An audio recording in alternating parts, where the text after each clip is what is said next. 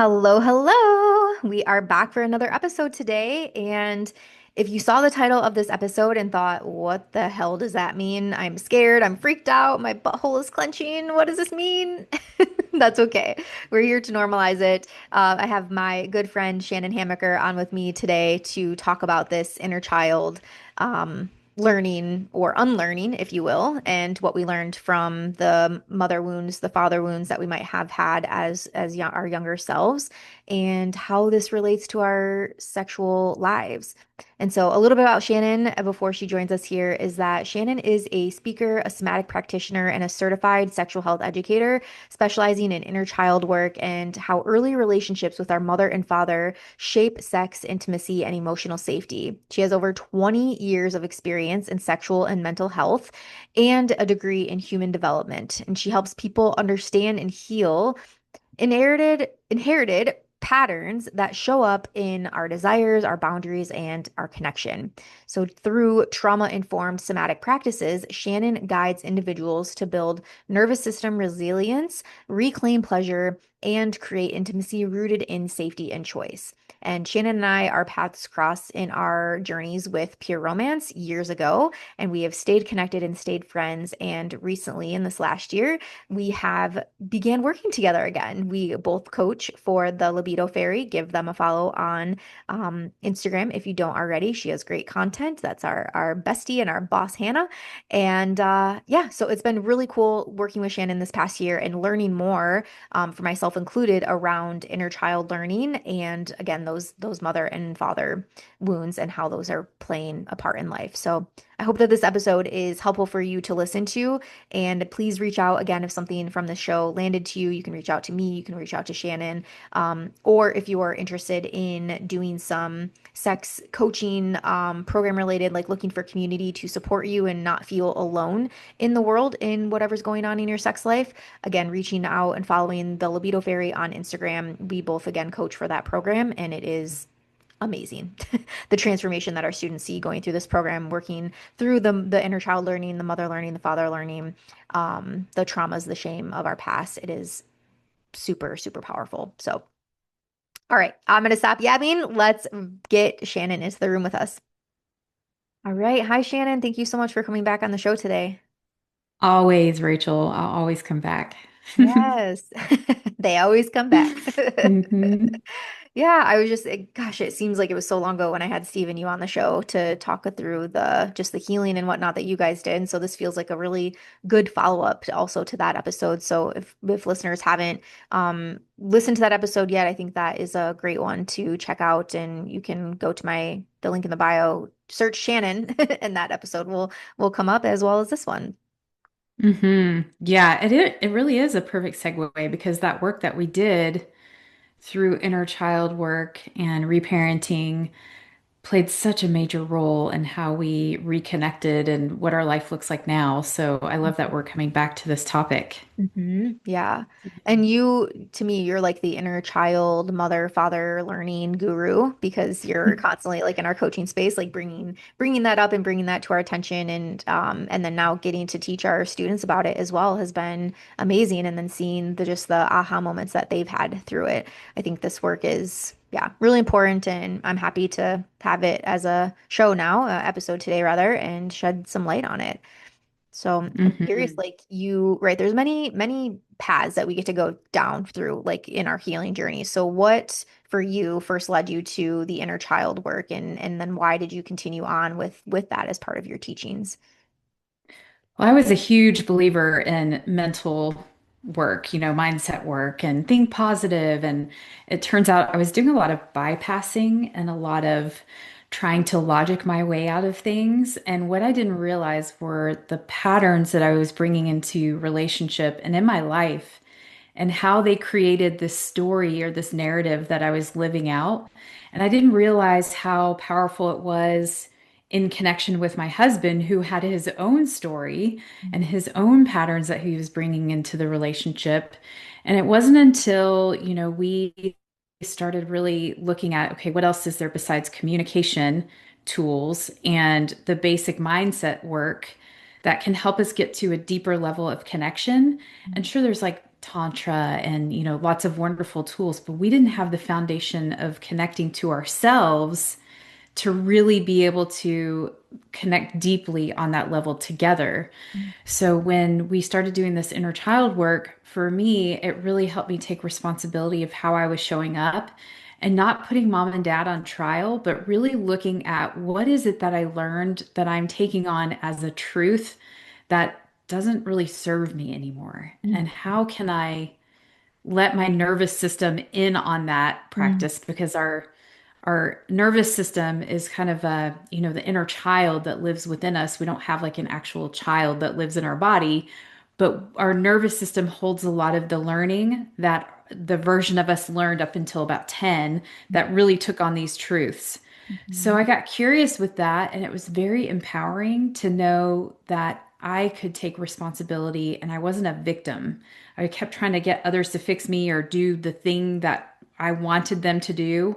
And it was so liberating to learn that I'm literally like the author of this play and I can rewrite this narrative that I'm living. Yeah. And Steve did the same. He Mhm. followed that path too. My husband, and now we've been married for 20 years, and it's not easy, but it's so worth it Mhm. to Mhm. dig into this work.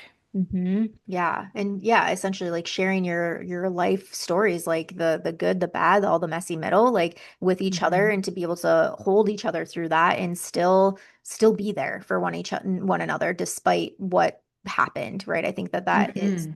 yeah, Danny and I last night going through our sex timelines together, like that, like living in that experience right now and being able to share that with each other and learning about our upbringings around sex and experiences that we had as young people around sex. And yeah, I think it's so great to just, yeah, like again, be held through that and love through that.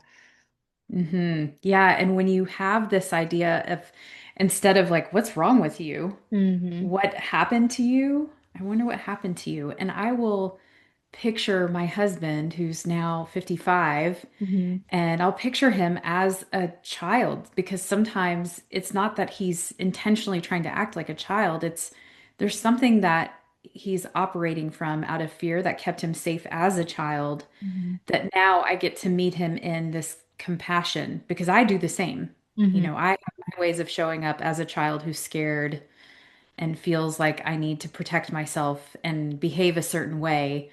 And when we show up that way, it's like we're showing up as like two adolescents trying to have a marriage. Hmm.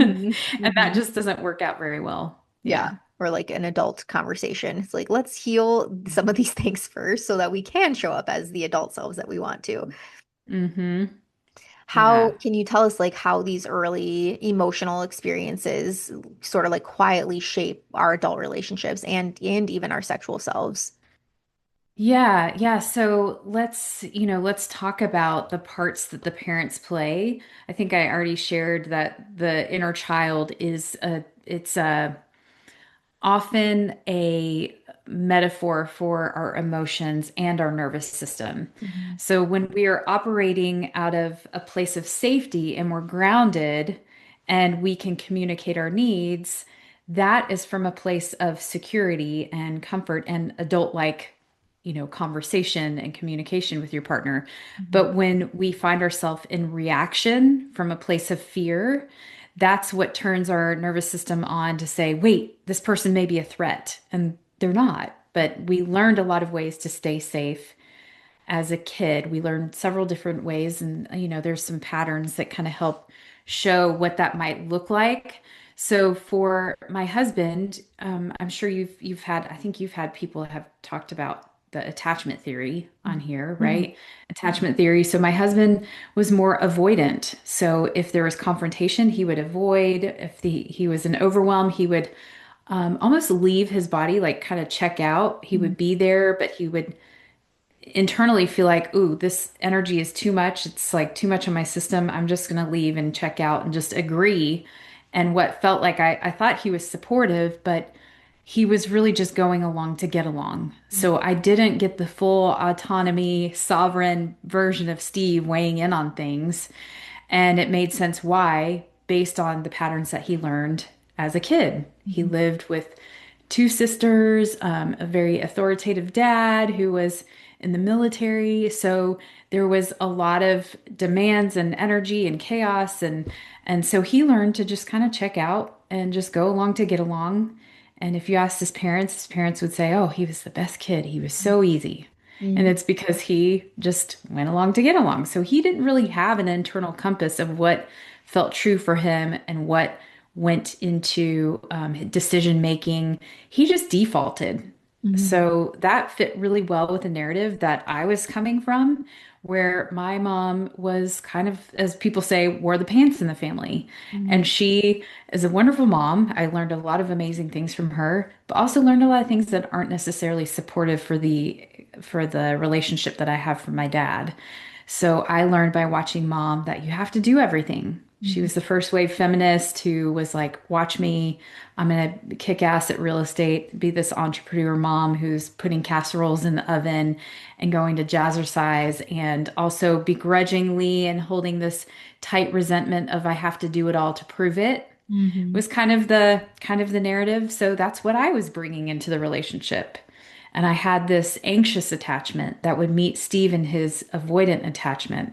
And my energy, like as I'm having this conversation about inner child work, noticing getting out of the head and into the body, noticing how you feel in your body with overwhelm can be so supportive. So imagine the avoidant that's trying to withdraw, and then the person who runs an anxious attachment or a pattern of needing connection from their partner. Mm-hmm. That is like this never-ending battle of someone pulling away, someone going towards, and it's just shut down and chase after, and there's no real heart connection when there's this desperate need of I need my space, but I need you to accommodate me. I need you to connect with my heart. And he's like, that feels really scary. So can you see how those play off of each Mm-hmm. other? Mm-hmm. Yeah. It Yeah. reminds me of the memes right now. It's like whatever the year is, and it's like the person running and then your age that you're going to be that year, like chasing after you. That's what, like, that's the visual that came up.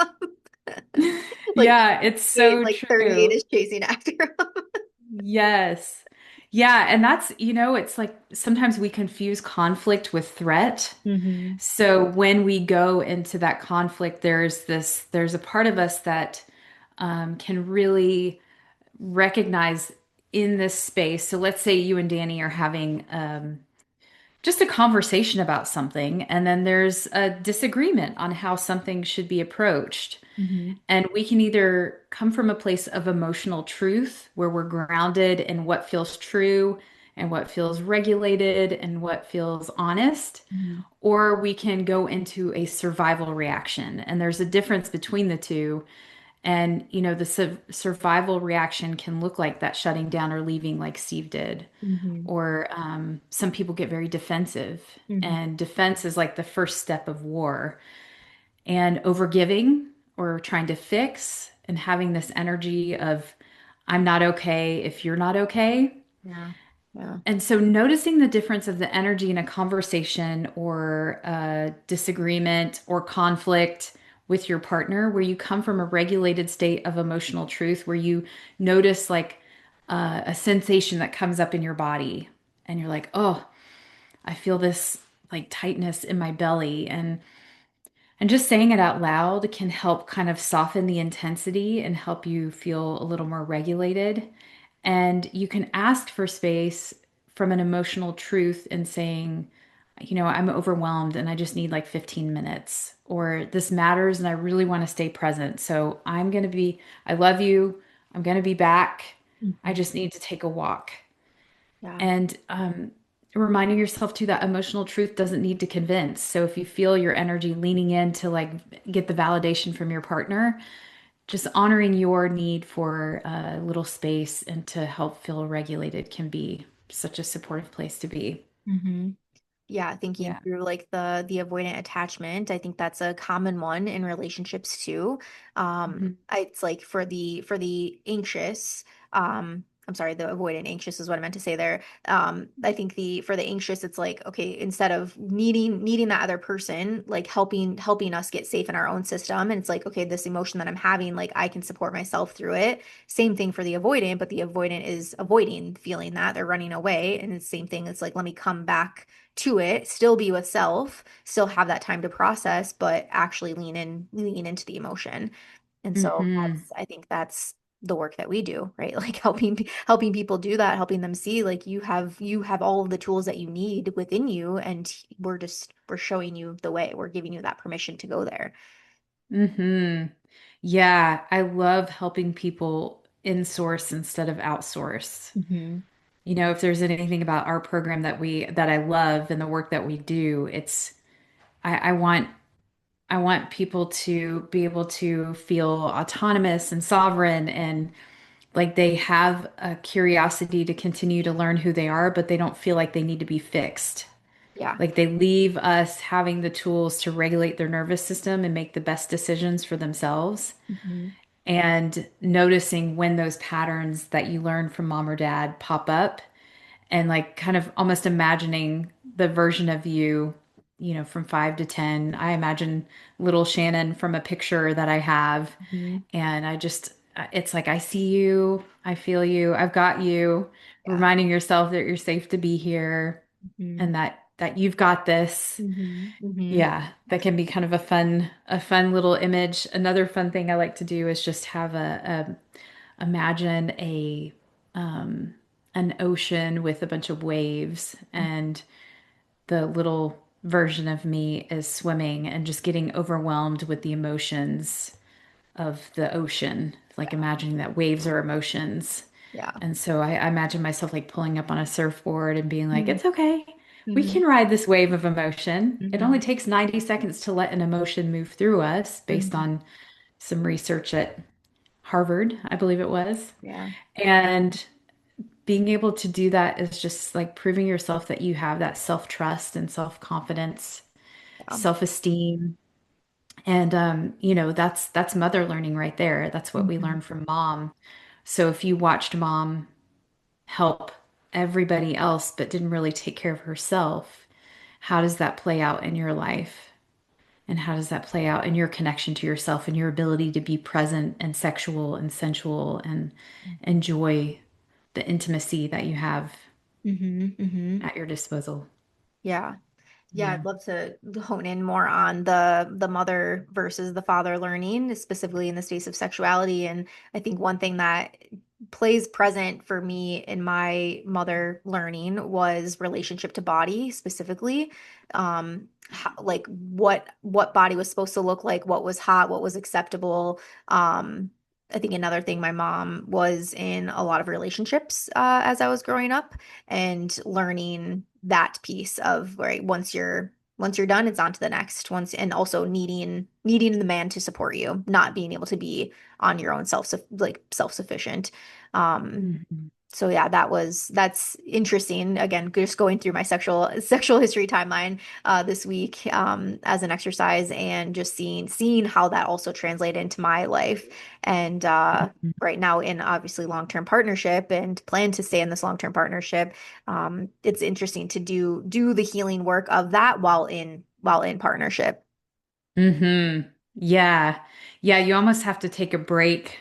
For some people that I work with, I encourage them to just press pause Hmm. on their relationship as far as the sex part goes and allow yourself to notice how you show up and have the space to learn about the mother learning. Hmm. And yeah, I can talk a little bit more about that. And Yeah.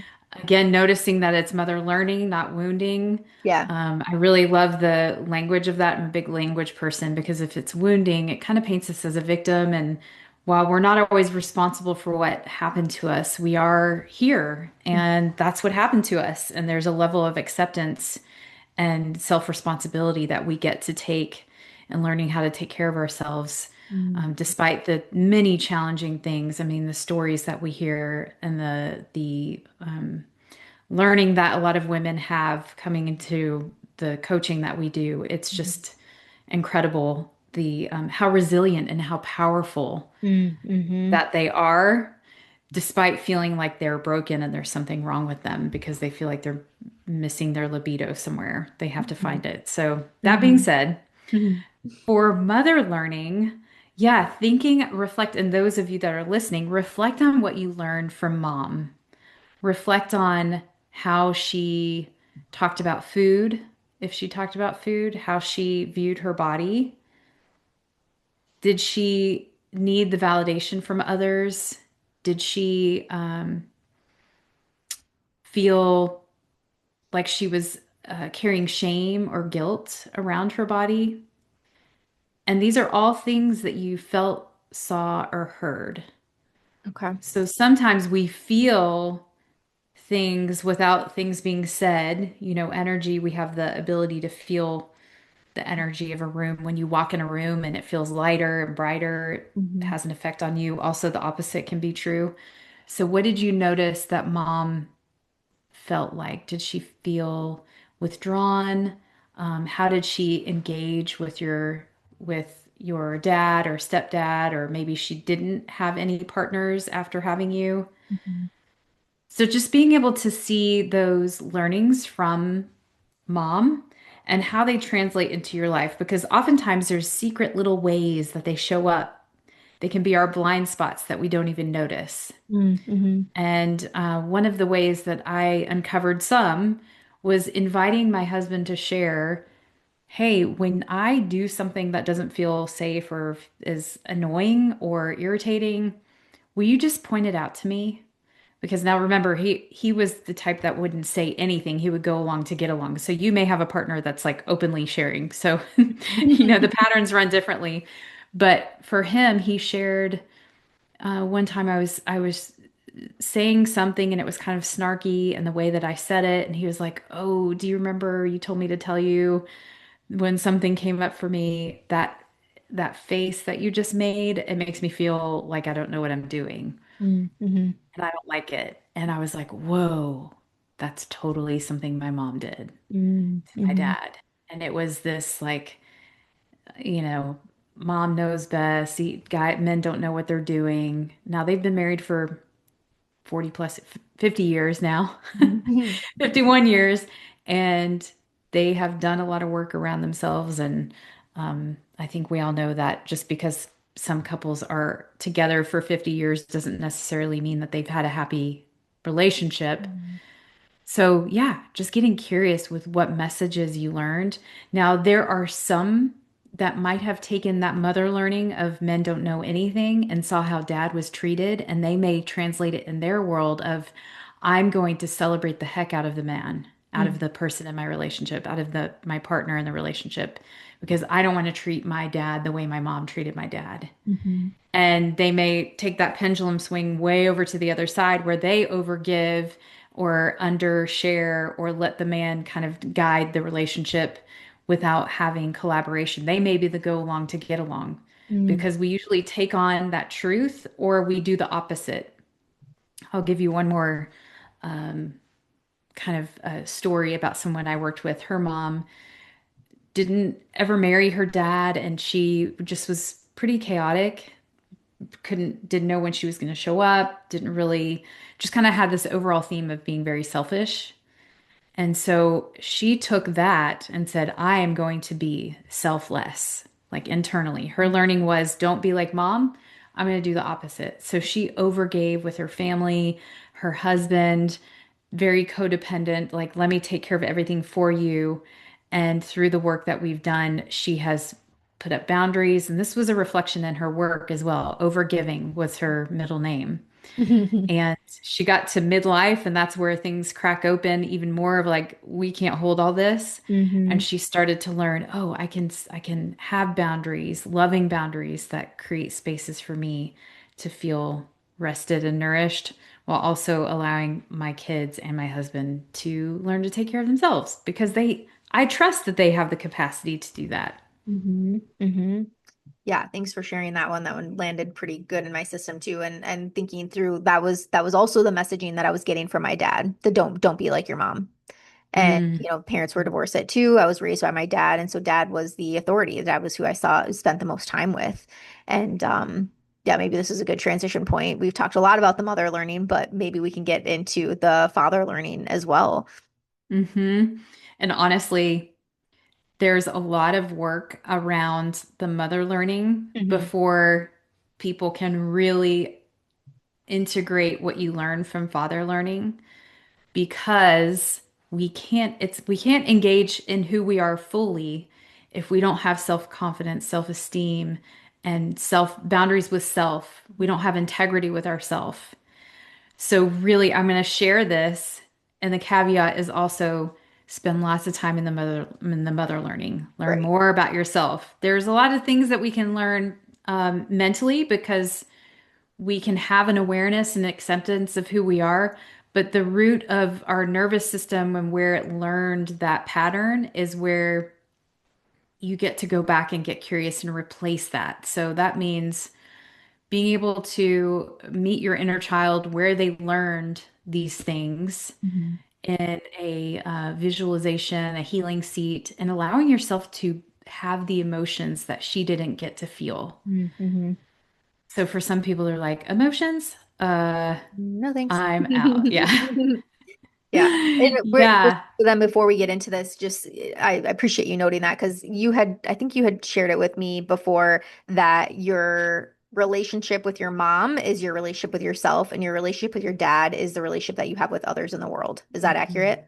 Mm-hmm. Look at me retaining information. Let's Yes. go. Good job. Um, Yes. Good so job. I do want to ask here too. So as you're saying, you're encouraging to do more work in the mother learning space. Is Mhm. this is the same no matter gender? Not so this is not just for women that are listening. Yeah. This would be for the men too. Right. Okay. Yes. Thank you so much for bringing that up Yeah. because the other thing was, so my husband went into this work thinking that he had the most challenge with his dad.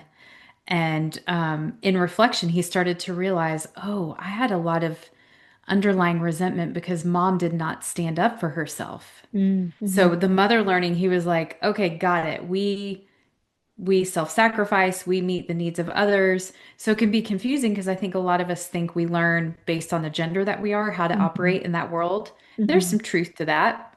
And also really looking at what is it that we learn from mom because that is we come out of the womb and we feel like we are connected to this person Yeah. and we are a part of that person. Dad is the relationship that we have to others, Hmm. whether it's in love and in life, business, God, source, universe. So if you had a hard time trusting dad, if you had a hard time, uh, yeah, let's say trusting dad, I imagine that there's challenges in trusting anything bigger than yourself. Hmm. There's a lot around dad work that I can go into. I'll go back to kind of the basics, but it really helps you explore as far as sexuality goes, feeling safe, Hmm. noticing your need or desire for approval from dad. So for me, I had a very, kind dad.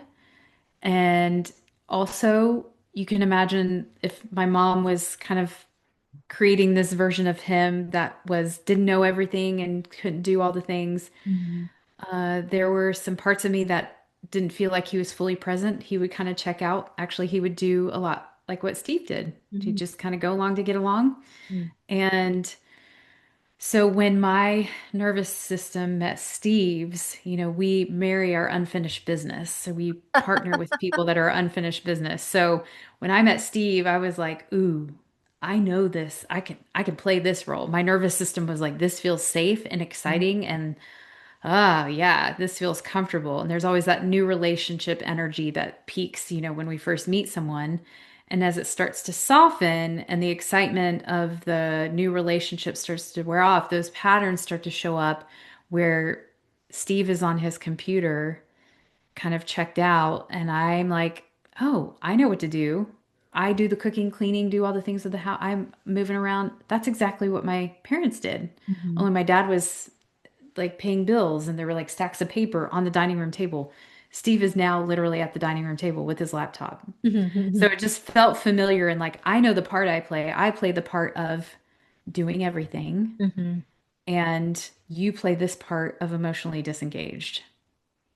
And Mhm. so when we both started picking that apart, it was like, oh, that is not true for me. I want my partner, my husband, to weigh in and give me his perspective. And I want to give him the floor. I wasn't leaving him enough space to give his input. Mhm. Mhm. Same with the other person who was the selfless one who took on the role of taking care of her husband and kids. Mhm. She was like not giving them any room to do things for themselves. Mhm. So how does that play out? How is the relationship to dad play out for you? And I can name some that show up often in my work. Yeah. The dad who loves the daughter for certain things. So let's say it's Ding, a ding, soccer ding. player. You're so great at this thing. It's like they're living vicariously through you. Mhm. Or maybe they are really proud of you in one area of their life of your life, but they don't really show it in other areas. So they're like, wow, you are so smart. I'm celebrating you in this thing. And you're like, really?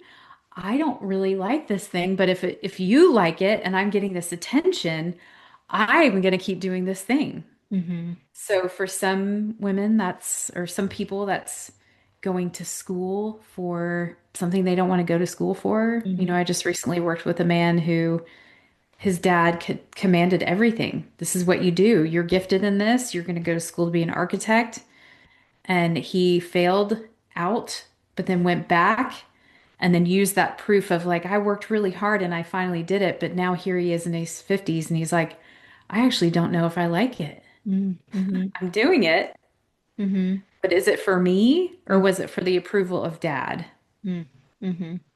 Yeah. So it can show up that way. Let's talk about it as far as sex goes. You know, the desire for approval. Maybe dad talked about, this is a tough one. When dad, you know, for girls who grow up and then hit puberty and all of a sudden dad shuts down because they're like, I don't know what to do with you. You look like a young woman and I need to protect myself. Mhm. Or I need to like shut that door. You can't sit on dad's lap anymore. And that hugging and you know attunement and like co-regulation that you used to get, now all of a sudden it's my sexuality is dangerous. People will leave me if I'm too sexual. I Mhm. need to cover up. So there's a lot of things that come up around that. A lot of things around anger as well. Mhm. You know, that anger is dangerous. If dad was angry and didn't come from places of regulation, it Mhm. can be it can take a toll on the relationship that we have with our own anger, which is also a very powerful emotion that, when honored, can be used as a life force Mhm. and be able to be also the equivalent of some passion in relationship. So if you're like dimming that light, it can be hard sometimes to tap into that sexual energy because both of those feel so dangerous to some people. Mhm. Mhm. Yeah, thank you. This is like I feel like I'm sitting here like, what do I say next? I'm just like so mesmerized with all of the all of the information because Mhm. it's so good and it's yeah, bringing up I think even a lot for me. And yeah, I think that's landing the most right now is the anger and really any big emotion that didn't have Mhm. great reactions attached to it. And I think that could be a part of the learning too of like how did we respond? How did our younger selves respond and what was the learning from that? Um Mhm. growing up with a dad, right? Like now has a bipolar diagnosis, didn't know that growing up, obviously, but just not Mhm. knowing, like the walking on eggshells feel, not knowing what version you were going to get or what would set them off or, um, yeah, being scared to ask, like, can I go to my friend's house? Like, what, like, sensing, taking the temperature of the mood. And Mhm. I think that, yeah, that plays out in the relationship as well. My husband, luckily, is somebody I can probably count on two hands how many times I've actually seen be angry about something in that big way. But in those rare moments when it does show up, it's like, woof, okay, like I can feel it immediately, like, okay, like what do I do here? How do I fix this? How do I make this go away? Like, how do we get back to calm and back to regulated. And yeah, I think it's a good reminder of that's giving space for that. Like anger is a natural, normal emotion for them to have. And yeah, I think the downside is like the reactions that come with anger. That's the concerning part. Hmm. And knowing Yeah. that it doesn't just because that's how it was with my dad, that's not how it's necessarily going to be and play out through my husband. Hmm. Yeah. Yeah. And I love that you pointed out that hypervigilance piece. Hmm. Hmm. And some people will think that just because they are a people pleaser, or I am a go-getter, or I'm a type A person, a lot of times they learn to be that way to Hmm. stay safe. And that's exactly what you're pointing out, Hmm. is that when you're using all this energy to try to stay safe and make sure that everyone's okay, because Hmm. you're not okay if everybody else is okay, then all of this, bringing all of this back to how does this relate to sex and intimacy? If we're Hmm. using all of these patterns and energy of hypervigilance and people pleasing and doing things, quote, the right way when really there's no right way to do Hmm. some things, Hmm. that takes so much energy and creates this disconnect in your body. Hmm. Because if Hmm. we can't have all those things come online, it's hard to fully receive pleasure. If you Yeah. learn not to show emotion as a kid,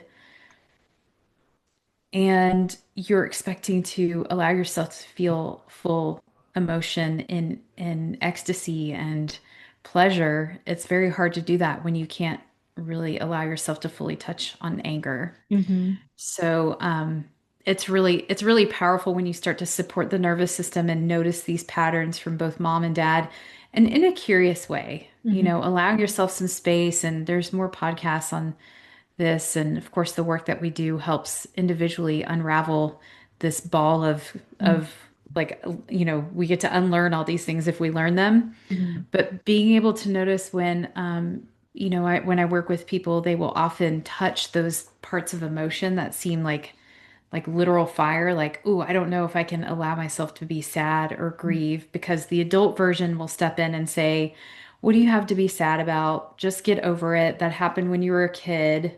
Yeah, I'll And when give you you something to can, cry about.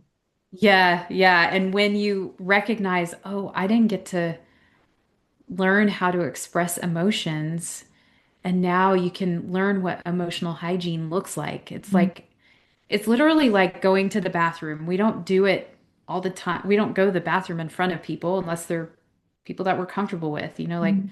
I'll go to the bathroom in front of my sister or my husband, or if my kid walks in, I'm like, going in the bathroom. Hmm. Number one, not really number two, but Just to be clear. just, yeah. But if you imagine that you have this emotion come up, something comes up and you feel overwhelmed or unsafe, you will likely feel, and you can reflect, for those of you that are listening, you can reflect on maybe a challenge that you've had come up recently where you felt overwhelmed, and where do you feel that in your body? Hmm. And is it tight? Is it a color? Is it a texture? And just allowing it to be there can help metabolize it.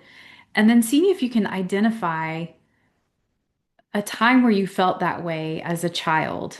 Like, oh, I remember feeling this way as a kid. I felt like I had to I had to seek for validation. Hmm. And now here I am leaning in, and I have a tightness in my solar plexus. And then what is it that your inner child needed? Is there an emotion that goes with that? Hmm. Is it confusion, sadness, loneliness? There's so many emotions out there. And just allow yourself to go to the bathroom, wherever you are, Hmm. play around with that emotion. Like, oh, I just want to let it move through me. Maybe you kind of shake. Breath, sound, movement are all ways that you can help that energy move through your body. Hmm. But there have been times where we have a punching bag down in our basement after we learned about this, and Hmm. Steve was learning how to express his anger, and I was too. We were teaching our kids. Hmm. So sometimes we'll take it out on the bag. Sometimes I will just take a pillow and cry, or punch it, or just, set a timer for 90 seconds and allow myself to feel something. Put on some music that's really sad Hmm. to help evoke that energy and get it moving. Because if it doesn't, it just gets stuck, and Hmm. it shows up in ways that keep us from being able to access our full pleasure. Mm-hmm. Yeah. Thank you so much, Shannon. This was amazing. This was, I imagine, probably stirred up a lot for people listening today. And so you mentioned books, podcasts, like resources that people that are wanting to go down this journey learn more.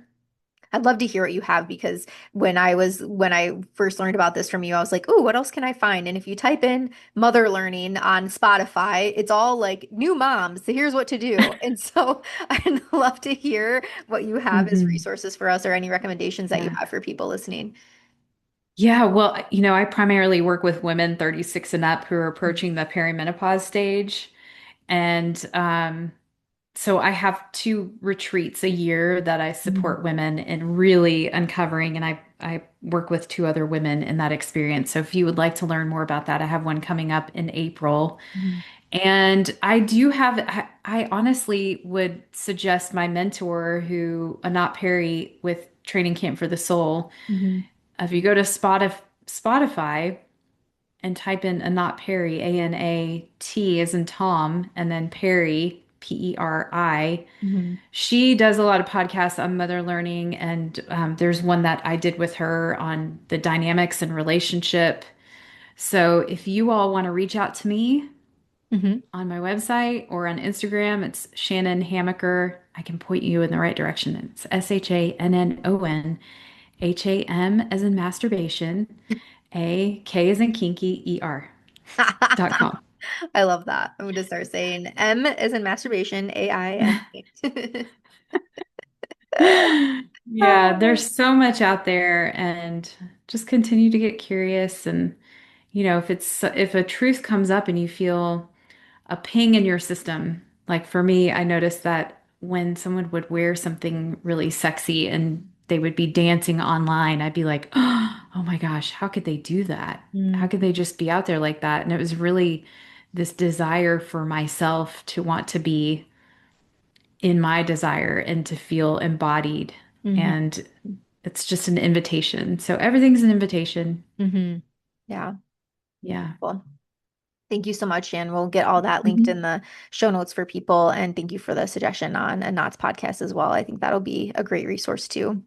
And Hmm. yeah, thanks for doing the work that you do. And again, personally, just inviting me and opening my eyes to this stuff in a deeper way. And it's good. It's good. It's good stuff. Yeah. Thank you, Rachel. I'm so grateful for you and just so inspired and impressed that you have kept this podcast going. I think it's so important, and the information that you're bringing is so valuable. So thank you. Yeah, thank you. Well, Yeah. it's yeah, and thanks to the listeners for continuing to show up after 6 years, because that definitely makes it worth it, knowing that people are actually still here after that long. Hmm. Yeah. So wild. Yeah. All right. Thanks everyone for listening. And please reach out if you have questions, or again, if this episode landed with you, stirred some stuff up within you. You don't have to go at this alone. There are people like Shannon and I here to support you through this. So until next Hmm. time.